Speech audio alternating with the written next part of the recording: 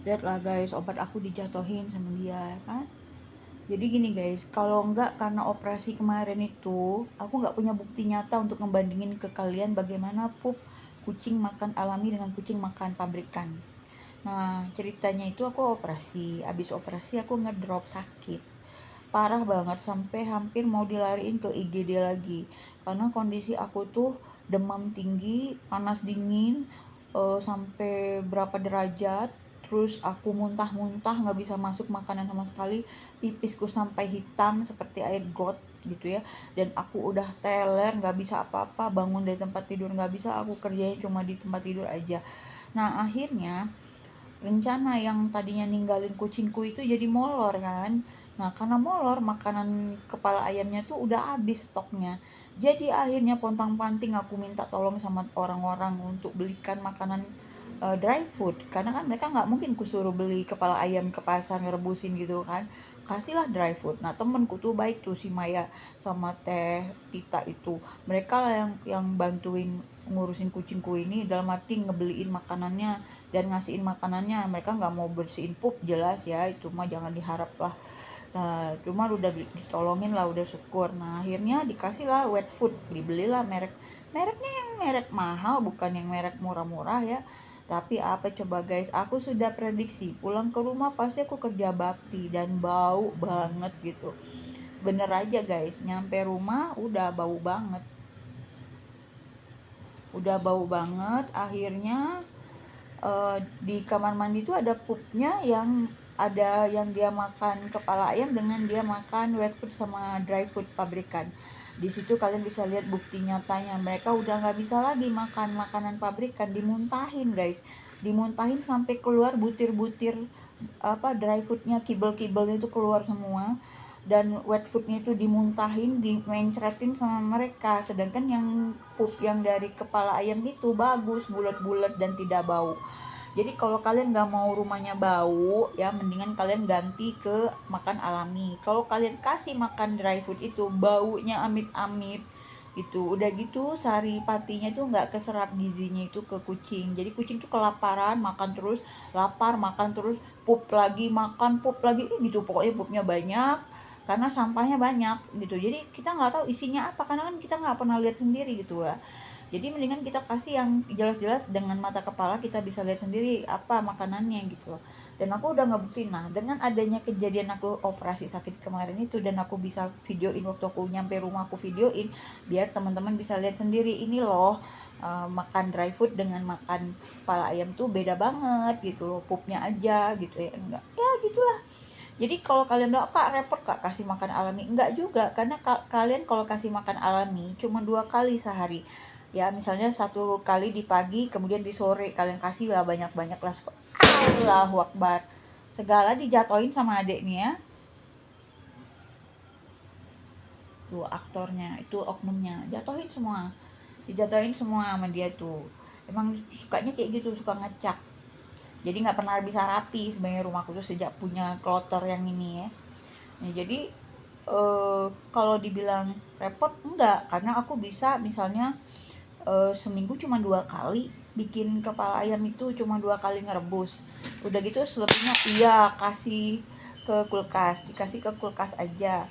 Nah habis itu kasih aja langsung dari kulkas. Kalau udah room temperature, udah suhu ruang, mereka makan sendiri.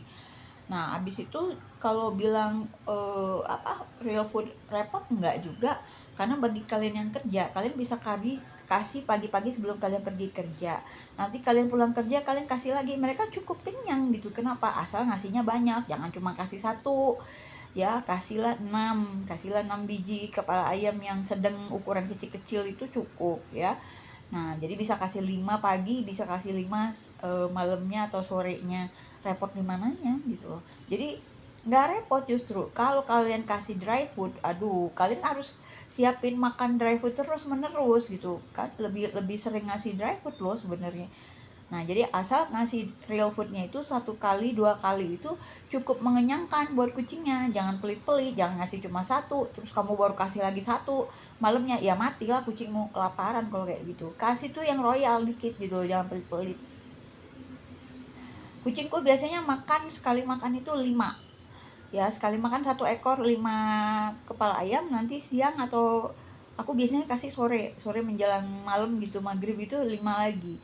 Cukup guys, kalau misalnya lagi rajin, kalau lagi nggak repot, ya kasih 3 kali sehari. Mereka mau-mau aja makan 3 kali juga gitu loh.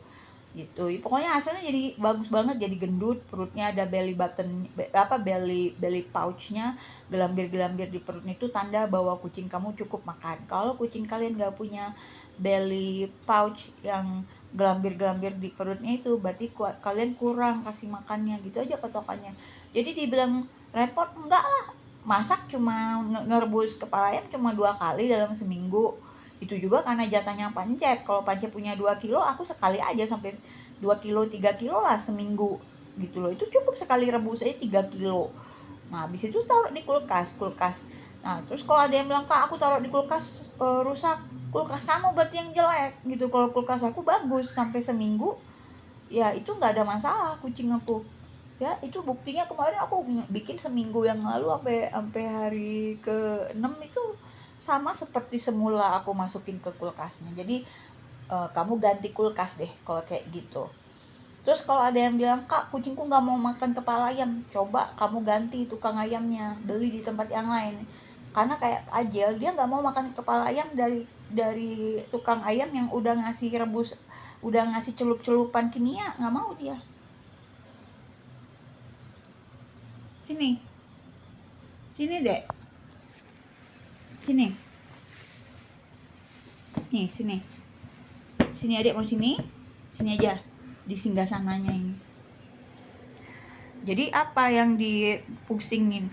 Daripada kalian pontang-panting ke dokter hewan karena kucingnya penyakitan, dikit-dikit sakit, dikit-dikit bermasalah, dikit-dikit keluar duit, mendingan kalian rebus kepala ayam seminggu sekali 3 kilo. Itu buat 2 ekor kucing ya. 3 kilo tuh buat 2 ekor kucing ya guys. Nah kalau ada yang bilang mahal Kak real food, enggak, kepala ayam jauh 3 kali lebih murah daripada makanan dry food pabrikan. Sudah saya hitung. Nih contoh, sekali beli dry food yang setengah kilo, itu bisa sehari guys, itu setengah kilo tuh. Anggaplah yang paling murah berapa, 20.000. Nah 20.000 kali seminggu berarti 140.000. Aku beli kepala ayam let's say cuman 36.000